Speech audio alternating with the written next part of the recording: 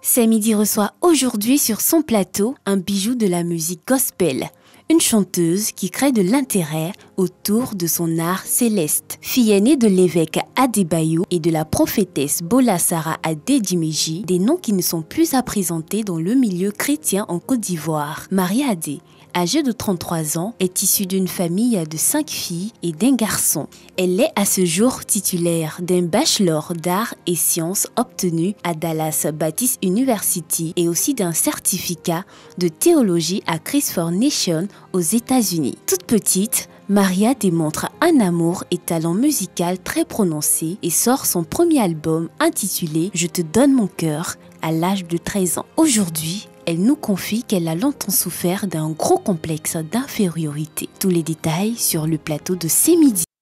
Merci beaucoup à Marie-Ange Émième, c'est une affaire de mari. Mais avant d'aller de retrouver Paterna Sémian et d'échanger avec notre invité, permettez-moi d'avoir la compréhension et l'opinion de Dr Philo sur ce thème. Je le rappelle d'ailleurs, j'ai longtemps souffert d'un gros complexe d'infériorité. C'est parti. Le thème du jour, selon Dr Philo. Ben, je suis très content d'être là avec moi. C'est pourquoi il m'a arrêté pour faire ma chronique aujourd'hui. Parce que quand on est quelqu'un complexe d'infériorité, moi c'est un beau complet. D'accord. Voilà, on m'appelle Malou Pras Krokoni Blagoju Tagoni Mani Kakelama qui la pro pendant que le mourou baissé. Derrière Bobo ya Nyama Sago ça derrière Bafou ya Bafou. Attends, voilà, nous c'est prêt, tu vas comprendre. J'ai bien compris. C'était le nom et après le nom, on a eu un slogan, c'est ça? Voilà. Ou c'était tout ça, c'était votre nom? Non, tout ça c'est une présentation. Si un manglasé était, la même était cause de quelque chose. Mais c'est pourquoi moi je parle. Non. Non, arrêtez, pas ça train parler quand on est complexe d'infériorité. Abonne-nous pas dans ça. D'accord. Non, n'est pas dans ça. Mon frère me compte à moi élevé là, évidemment il pas quelque chose. Un homme là il faut être cricrassé, faut te lancer dans les moyens, ça chante les chansons. Mais moi il dit que un mot tu dois être glacé jusqu'à l'ascara pour pas avoir peur de quelque chose. À Bobolé là, nous là souvent on a dit terrain, vous voyez un peu, on lâche les champs, le mot il est digba quoi. Mais nous on sait que le mot est pas, mais quand c'est un complexe de supériorité qui prend le dessus. Voilà, c'est quoi?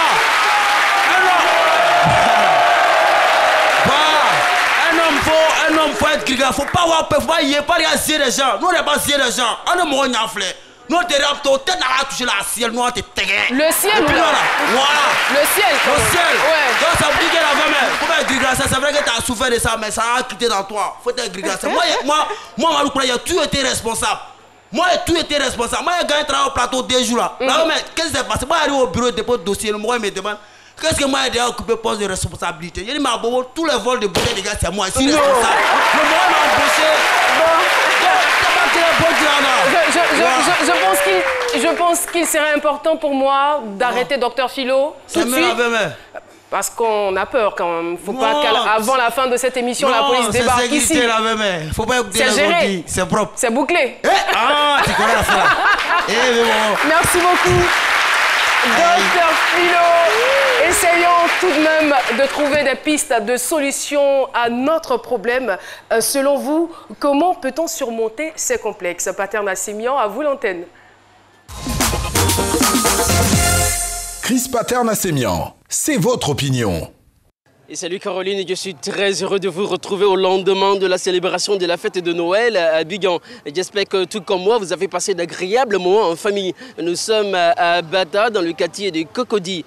Être complexé peut se révéler handicapant. Cela peut même impacter notre vie professionnelle, amoureuse ou sociale. Et par-dessus tout, nous rendre très malheureux. Selon vous, comment peut-on surmonter ces complexes? Votre opinion nous intéresse.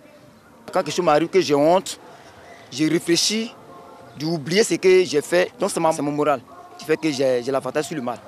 Parce que j'ai réfléchi beaucoup. J'ai vécu des situations, bon, je me suis sentie rabaissée. J'étais avec des amis, tout et tout. Bon, il y a une, bon, je voulais l'adresser la parole, mais elle m'a baissé d'une manière, franchement, ça ne m'a pas plu. Et je me suis sentie rabaissée. Ça dépend des complexes. Pour quelqu'un qui a un complexe, par exemple, physique, alors, au lieu de passer tout le temps à se plaindre, à penser, voilà, je ne marche pas bien, ou alors j'ai un vilain nez, par exemple, voilà, juste pour rire, tu peux plutôt penser positivement, voilà, valoriser par exemple ce que tu as de bien, faire sa propre thérapie. En faisant sa propre thérapie, voilà, tu relativises, voilà, tu prends la vie du bon côté, tu oublies le regard des autres et puis bon, tout rentre dans l'ordre petit à petit. Oui, plusieurs fois. Il y a plusieurs fois eu honte. Bon, surtout quand je suis dehors avec mes amis, souvent j'ai honte parce que je me dis, on n'est pas du même rang social en fait. On n'est pas, je les vois un peu différentes par rapport à moi. Je les trouve souvent supérieures par rapport à moi. Donc du coup, j'ai souvent honte. Pour pouvoir vaincre ça, il faudrait d'abord être mieux d'abord dans la tête. D'abord, et puis éviter de se comparer aux autres. En fait, éviter de se comparer parce que la comparaison fait aussi que tu te sens tout le temps inutile, tout le temps petit en fait. Pas forcément, jamais je dirais. Parce que bon, je me dis que toute personne est née avec des qualités, avec les défauts, donc il faut faire avec, donc pas de complexe dans la vie, donc zéro complexe quoi. De prendre tout ce qui est comme critique, comme moquerie à la légère, prendre ça comme un compliment, et puis au lieu de se fâcher, rire, ils verront que là, plus ils rient, plus les gens cesseront de se moquer d'eux, et puis ça ira quoi. Les moments de frustration, on en a connu suffisamment dans le passé, moi particulièrement. Suffisamment, parce que quand les fêtes de fin d'année arrivent comme ça, en tant qu'un grand garçon, tu n'arrives pas à subvenir vraiment au minimum, aux besoins, c'est pas intéressant. Parce qu'il y a des moments où c'est un peu frustrant même d'en parler. Voilà. Les grands garçons comme nous, on a forcément une chérie quelque part. Bon, moi, je n'ai pas encore d'enfants, mais pour ceux qui ont les enfants, tu vois que c'est difficile. Et puis, il y a la maman qui est là, il y a le père qui est là. Bon, ceux qui nous ont engendrés, au moins, quand les fêtes de fin d'année arrivent, il faut avoir au moins le minimum, un petit poulet, un peu de grains de riz pour qu'ils puissent au moins être satisfait de l'année qui vient de s'écouler. Mais seulement, il faut dire que chacun son temps. Aujourd'hui, là, tu ne peux pas être jeune et puis tu vas sauter les étapes. Donc, tu vas au fur et à mesure. Donc, c'est comme ça, moi, j'accepte les choses positivement et puis je me dis que mon temps viendra. Avant de vaincre ces complexes, efforçons-nous de comprendre d'où ils viennent. La réponse avec vous, Caroline, et sur le plateau de ce midi. À vous, le studio. Merci infiniment, Paterna Sémian. Alors, Marie-Adé, comme je le disais, c'est au moins 20 ans de carrière, 20 ans de carrière qu'on va certainement célébrer dans quelques jours. Effectivement, officiellement le dimanche qui vient, là, le dimanche 29 au Palais de la Culture. Mais ça fait un peu bizarre, on vous regarde, vous êtes très jeune et vous me dites que vous avez 20 ans de carrière. Ouais, j'ai commencé assez jeune, là, il y a l'équipe de production qui me demandait plutôt quelques photos de ma carrière et puis je regardais mon téléphone et j'ai vu le premier concert Marie-Adé à 14 ans, là on a pris un pain-kita et puis on a écrit dessus concert Marie-Adé. C'était émouvant de voir ce voyage-là. Donc quand on commence jeune, je vous assure que ça ne se voit pas, mais ça fait effectivement 20 ans. Oui, justement, vous avez commencé jeune parce que vous avez grandi dans une atmosphère chrétienne, fille de pasteur. Alors on se dit, logiquement, tout va bien, mais d'où sortent les complexes dont vous parlez? Les complexes d'infériorité plutôt. Ouais, effectivement, j'ai grandi dans une bonne famille, j'ai reçu une bonne éducation, les parents ont été présents, ils ont été aimants et voilà, donc on m'a appris les voies du Seigneur, bien entendu. C'est vrai que les parents servaient le Seigneur, mais à un certain moment, il fallait que moi-même, je prenne la décision d'accepter le Seigneur dans ma vie.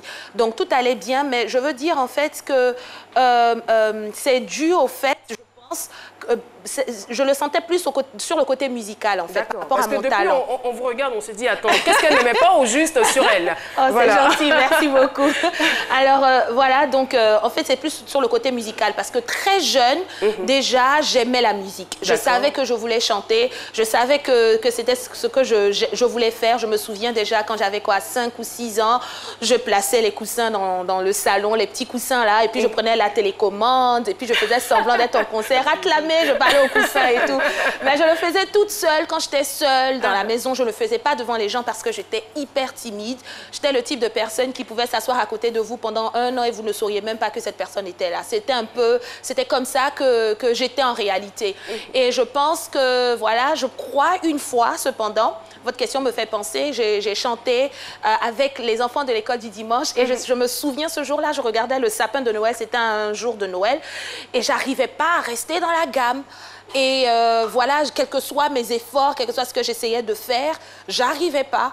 Et vous voyez, quand vous êtes dans la musique, ça crie « Reste dans la gamme !» Vous voyez, il y a quelqu'un qui crie là-bas « Oh, tu dégames !» Oh, vous voyez ce genre de choses-là. Et alors que, normalement, dans votre concert que vous animez avec vos coussins, vous chantiez bien. Ou quand vous chantiez dans la douche, votre voix retentissait bien. Et puis voilà. C'est le trac. Voilà. C'est le trac qui fait dégamer. Bon, moi, je savais pas. Donc, voilà, donc, du coup, j'ai intériorisé ça. Voilà. Puisque... mais là, vous chantiez seul. Non, je veux dire, il n'y avait personne au départ pour vous juger lorsque vous étiez avec vos coussins. Oui. Parce que les coussins, ils sont bouche bée, ils ne vont jamais vous dire non, c'est bien, c'est pas bien. Donc votre seul juge, c'est vous. Effectivement. Donc que vous soyez hors gamme ou pas, vous dites que vous chantez bien. Voilà. Mais là, vous allez maintenant en présence de d'autres personnes. Exactement, vous avez tout compris. Donc du coup, attends, donc ce que je vivais là, c'était de l'utopie, c'était un rêve, c'est pas vrai, je me blaguais.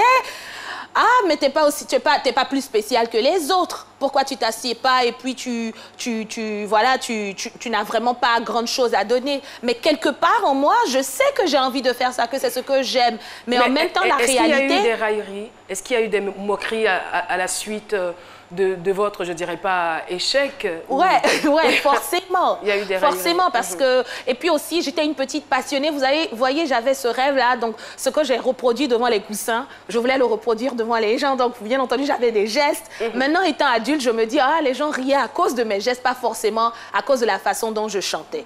Mais du coup, moi, puisque je savais que je commettais une erreur parce que ça sonnait pas bon, quand tu chantes mal, tu sens quand même. Donc, avec les instruments, et puis ça, oh, reste dans la gamme. Et puis, moi, j'étais... Donc, du coup, ça fait... Et puisque je n'en parlais pas, c'est resté en moi. Et vous savez, ce qui reste dans l'ombre continue de grandir, continue de croître. Et ça a été quoi la conséquence? Est-ce que vous avez arrêté pendant un certain temps de chanter? Vous avez...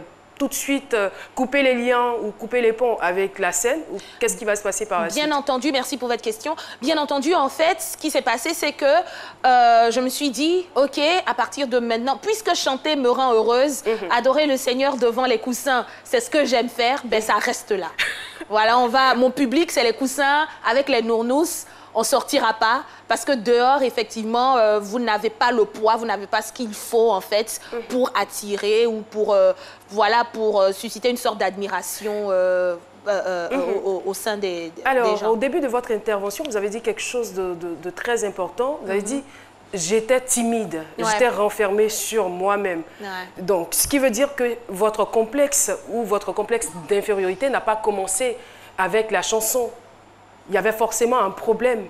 Moi, j'aimerais savoir ce qu'il y avait comme problème. Est-ce que quelqu'un attirait votre attention sur votre défaut ou avait peut-être un gros miroir et insistait sur quelque chose qui n'allait pas sur vous? Je ne sais pas. Bon, vous savez, on a grandi dans les familles africaines. Forcément, il y a un tonton, une tantine ou un cousin qui va vous dire ton gros nez, ou pourquoi tu es grande comme ça, forcément.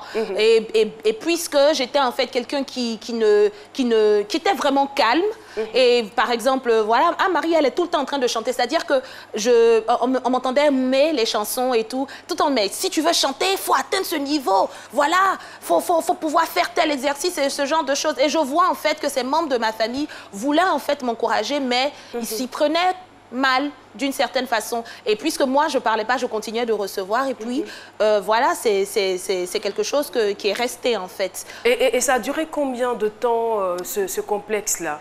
En fait, je crois forcément... Je suis chante, donc je vais évoquer le Seigneur. Je crois que Dieu est le maître des temps et des circonstances. Parce que je crois qu'il a dû faire mon bonheur seul contre mon propre gré. C'est-à-dire que, en fait, nous sommes 5 sœurs et bien entendu un petit frère, mais moi, je suis l'aînée. D'accord. Donc, ma sœur, celle qui est juste après moi, elle, c'est carrément le contraire. Vous voyez, elle a le facteur X. C'est quelqu'un qui est social, qui rit, très éveillé. Et puis, Marie, elle est tout le temps calme et tout. Peut-être que les parents étaient un peu durs avec vous parce que, généralement, les parents sont durs avec les aînés. Hein, oui, oui, je pense que ça aussi, parce que les parents sont durs, parce que quand l'aîné a réussi, du coup... c'est cela. L'éducation des autres suit, quoi. Donc, voilà, et on était très proches, en fait. Donc, voilà, mais... Bizarrement, elle savait, elle me disait « Maria, tu chantes tellement bien, Maria !» Mais parce qu'à chaque fois que j'avais un petit exercice vocal qui me venait, je disais « Ah, nous, essaie ça !» Et quand elle essayait, elle s'améliorait et tout. J'essaie de raccourcir un peu l'histoire. Donc, maman, elle organise un dîner des pasteurs. Entre parenthèses, j'ai oublié de vous dire, tout le monde sait qu'Anou chante parce que nous chantons toutes. Donc tout le monde sait qu'Anou chante parce qu'elle est très vocale et très expressive. Mais moi, je suis un peu calme. On sait que je chante, mais vraiment, c'est pas frappant. Donc maman organise un dîner pour les pasteurs à la mairie de Koumassi. J'oublierai jamais ce jour-là. Et c'était vraiment, pour nous, c'était le lieu de luxe. Et voilà, elle dit à Anou, tu veux bien chanter? Et Anou dit, oui, je veux chanter. Et là, maintenant, je viens vers Anou. Ma soeur, c'est Anou. Je lui dis, est-ce que je peux faire tes chœurs? Est-ce que je peux t'accompagner un tout petit peu? Elle me dit, oui, il n'y a pas de problème. Donc, elle chante et puis je réponds un tout petit peu. Et puis maintenant, le jour de l'événement, on nous appelle, maman dit, voilà, il y a mes filles qui veulent chanter. Donc, moi, je suis contente de me cacher un peu derrière Anou. Et à ce moment-là, Anou s'assoit tranquille. En fait, c'est quelqu'un qui est très direct. Elle s'assoit tranquille, elle me dit, non, moi, j'ai peur, je ne monte pas. Donc, en même temps, je dis, mais Anou, allons. Non, je ne monte pas. Et puis, vous voyez, les mamans, elles ont une façon de communiquer avec les yeux. Elle n'a pas besoin de trop parler, mais dans le regard, vous comprenez exactement ce qu'elle vous dit. Exactement. Il y a des moments comme ça ici, j'en suis sûre. Hein. Il y a des moments comme ça ici. Et tout de suite, vous savez ce qu'il vous reste à faire. Ma mère, que je salue au passage, voilà, je sais qu'elle regarde forcément avec mon père. Donc, elle me dit, genre, fais quelque chose. Et là, quand je me retourne, Anou a disparu. Donc, je la vois derrière elle et elle s'amuse. Et moi, étant l'aînée, voilà, il faut que je prenne mes responsabilités. Et c'est là que, toute tremblante, je monte. Et je vous assure, je prends le micro, je ferme les yeux. Je ne sais pas ce qui s'est passé. C'est-à-dire que je me suis dit, je reproduis exactement la façon dont j'adorais le Seigneur. Toute seule avec les coussins, c'est ce que je reproduis, qu'ils aiment ou pas. C'est ce que je fais. Parce que là, je suis collée au mur. C'est ce que j'ai en moi. Et je vous dis que je ne sais pas ce qui se passe, je chante d'une certaine façon, mais je sais que ce n'est pas moi-même. Et quand j'ouvre les yeux, quand je finis, j'oublierai jamais cette chanson, quand j'ouvre les yeux, je vois les pasteurs en pleurs, je vois d'autres à genoux, je vois plein de billets d'argent autour à mes pieds, je vois mes parents qui sont comme ça.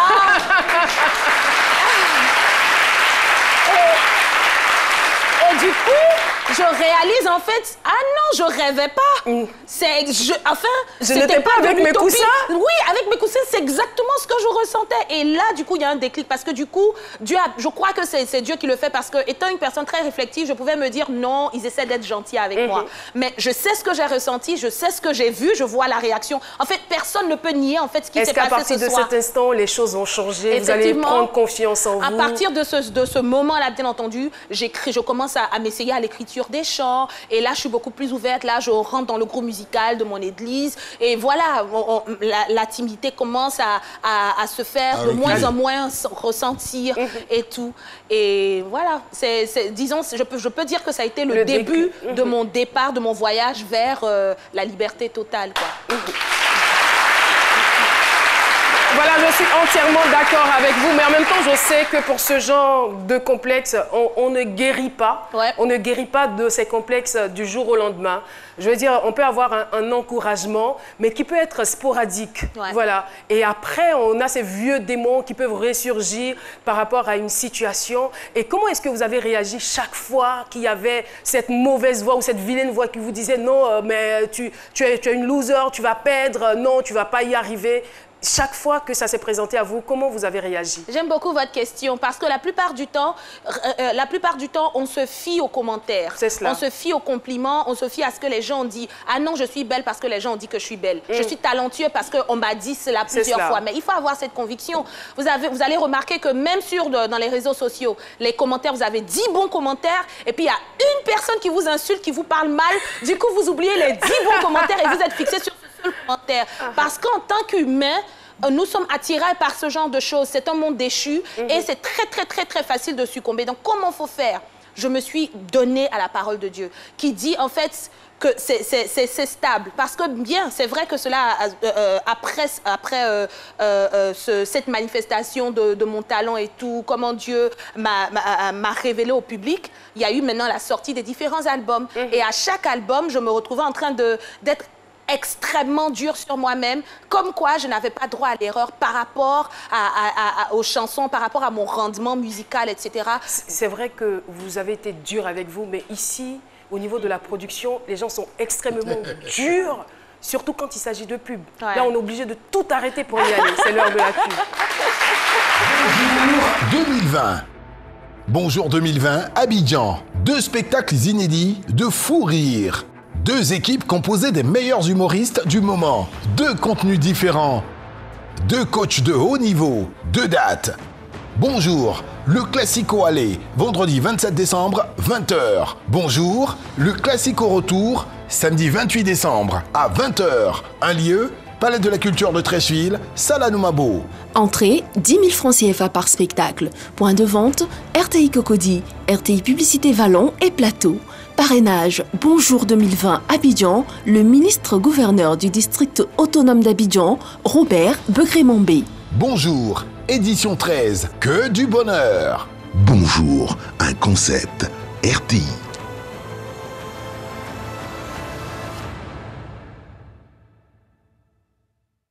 Les premiers gestes du matin sont essentiels pour bien démarrer la journée. L'eau minérale naturelle Assini participe à votre équilibre et vous mettiez en pleine forme. Assini fait partie de vos moments de partage avec vos amis. Assini partage vos instants de complicité en famille. Au sport, au bureau, entre amis ou en famille, l'eau minérale naturelle Assini est présente et partage vos instants de vie. Un produit NBC. Tu es plus grand que ce que l'on dit, Jéhovah, tu es plus grand que ce que l'on dit. Tu es plus grand que ce que l'on dit, tu es plus grand que ce que l'on dit, tu es excellent, tu es merveilleux, tu es plus grand que ce que l'on dit. Oh, oh, tu es excellent, tu es merveilleux, tu es plus grand que ce que l'on dit. Merci beaucoup. Je rappelle que nous sommes en compagnie de Marie Adé. En fait, le nom à l'état civil est un peu compliqué, donc on va se passer de ce nom et puis utiliser celui que tout le monde connaît. Alors, Marie Adé, qui est avec nous sur ce plateau pour nous expliquer comment est-ce qu'elle a réussi à vaincre son complexe d'infériorité qui était lié à la chanson, parce que pour elle, elle n'arriverait jamais à chanter devant un public, et là, elle arrive à un certain âge à subjuguer, je crois qu'elle avait 10 ans, à subjuguer tout un public, et la confiance a commencé à naître et c'est parti de là. Alors Marie Adé, comme je le disais, il y a aussi des circonstances de la vie. Vous avez été quand même l'objet de beaucoup de polémiques. Marie Adé a fait ci, elle a une relation avec un tel, et puis est-ce que le ministère de son papa est authentique, blablabla. Alors, quand tout ça nous retombe là-dessus, est-ce que ça ne fait pas revivre les anciens complexes? Vous savez, ce qui est merveilleux, c'est que quand on marche avec Dieu, on gagne ou on gagne toujours. Aïe, j'adore ça. C'est-à-dire... Franchement, je pense que cette phrase aurait pu servir de conclusion pour cette émission et qu'on aurait quand même accompli notre mission. Merci quand beaucoup. on marche avec Dieu, on gagne ou on gagne. L'échec n'est pas une option. C'est-à-dire que même quand l'ennemi vient et puis vous cogne avec des choses, c'est toujours à votre avantage. C'est toujours pour votre bien. Vous voyez le petit temps que j'ai passé en étant complexé et tout, ce temps-là m'a permis de bâtir un socle. Un socle qui est inébranlable et qui m'a emmené à faire face aux défis de la vie, même plus tard dans la vie. Donc, c'est-à-dire que c'est pas quelque chose que j'ai connu pour rien comme ça. Mais c'est plutôt quelque chose que Dieu, dans son amour, a utilisé pour m'emmener à devenir plus forte, pour pouvoir tenir devant les adversités de la vie. Donc, pour répondre à votre question, à chaque fois que les polémiques comme ça viennent, bon, moi, je ris, je ris. Et puis, ça passe. Parce que, voilà, j'ai appris que quand on fait quelque chose de bien, forcément, on sera critiqué, on sera mal compris. Celui que je sers, il a aussi été jugé, on l'a traité de diable. Donc, c'est pas moi qu'on ne traiterait pas de quoi que ce soit. Alors, Paulus Agathon, il y a forcément des réactions venant de nos téléspectateurs. On vous écoute. Absolument, Caroline. Et justement, à l'instar de Sidik Nabit Aboubakar, on a beaucoup de personnes qui voulaient savoir comment elle a pu surmonter ce complexe d'infériorité. La tâche ne doit pas être aisée pour vous. Et Sidik qui demande quel est le conseil qu'elle peut donner à toutes les personnes qui vivent en ce moment un complexe d'infériorité. Le deuxième message, c'est le dernier, celui de Kanté Aboubakar sur Twitter qui demande, puisqu'en général le complexe d'infériorité est dû à des propos que certaines personnes ont envers nous, est-ce qu'il n'est pas préférable de couper les ponts définitivement avec ces personnes-là? D'accord, voilà. Donc la première question, quel conseil vous pouvez donner aux personnes qui souffrent de complexes d'infériorité? D'accord, je vais d'abord donner ce qui a marché pour moi parce que je suis la preuve évidente que ça a marché. C'est pour ça en fait que j'aime ce concept que j'ai commencé qui est destiné. Comprendre qu'on a été créé pour un objectif bien précis. C'est pas parce que le talent de l'autre est apparent que le vôtre n'est pas apparent. Cela ne peut pas dire que vous n'avez rien. Voilà. Non. Voilà. Donc, on a été créé pour un objectif bien spécial. Ce que l'autre fait, quel que soit son talent, il ne peut pas faire ce que Dieu vous a demandé de faire. Et la façon dont vous le faites. Donc déjà, comprendre ça, que j'ai été créé pour un objectif bien précis. David pouvait le dire, il a dit, je te bénis parce que je suis une créature merveilleuse. Tout le monde est merveilleux. Même ceux qui sont assis ici, tout le monde ici est merveilleux. Vous êtes merveilleux. Donc déjà, comprendre ça. Numéro 2, moi, je me suis tenue sur la parole de Dieu. C'est vrai, les gens vont vous complimenter, les gens vont essayer de vous encourager. Mais je vous assure, vous l'avez si bien dit au début, après un temps, vous aurez besoin de plus d'encouragement et c'est comme ça qu'on devient accro aux likes, aux j'aime sur les réseaux sociaux. À chaque fois, il faut mettre encore des photos plus dégradantes que d'autres juste parce qu'on veut des likes. Alors que quand vous savez qui vous êtes, quand votre créateur vous dit qui exactement vous êtes, rien ne peut vous emmener à douter. Même avec 0 like. Vous savez qu'il y a quelqu'un qui vous aime. Merci Marie-Adé, c'est tellement bien dit. Et avec votre permission, nous allons écouter le doyen pour 5 minutes. C'est parti, le doyen, bienvenue Néba. Bienvenue Néba, c'est la minute du doyen. Je commence par une question. Oui. À Marie-Adé. Vous êtes chanteur ou pasteur? Parce que... De toutes les façons, c'est une combinaison qui marche. Ah oui, ça marche très bien. Ensuite, je voulais dire que pour quelqu'un qui avait des complexes, mais vous êtes totalement guéri. Tranquille. Vous êtes vraiment guéri, ça, on a la conviction, on a la preuve ici. Merci. Mais je voudrais dire que vous étiez surtout exigeante avec vous-même, voire perfectionniste. C'est ce qui a fait que vous avez fini à un moment par douter de vous-même, surtout que vous étiez très jeune et puis à ne plus vous faire confiance. Dieu merci, il y a eu cette occasion à la mairie où vous vous êtes jeté à l'eau et vous êtes complètement guéri. C'est comme ça. Moi, j'aurais dit, si j'avais à parler, j'aurais insisté sur la timidité. Je crois que vous-même, vous avez dit que vous étiez hyper timide. C'est la timidité qui fait ça. Et comme l'a dit aussi Caroline tout à l'heure, on n'en guérit jamais totalement. C'est-à-dire qu'au début de chaque activité, ça remonte un peu. Et c'est à vous, justement, parce que vous êtes pénétré de la parole de Dieu, c'est à vous d'utiliser cette parole-là et puis ce que vous confère cela pour pouvoir surmonter. En tout cas, je voudrais dire que vous êtes totalement guéri et que vous m'avez mis au chômage. Je n'ai plus rien à vous dire.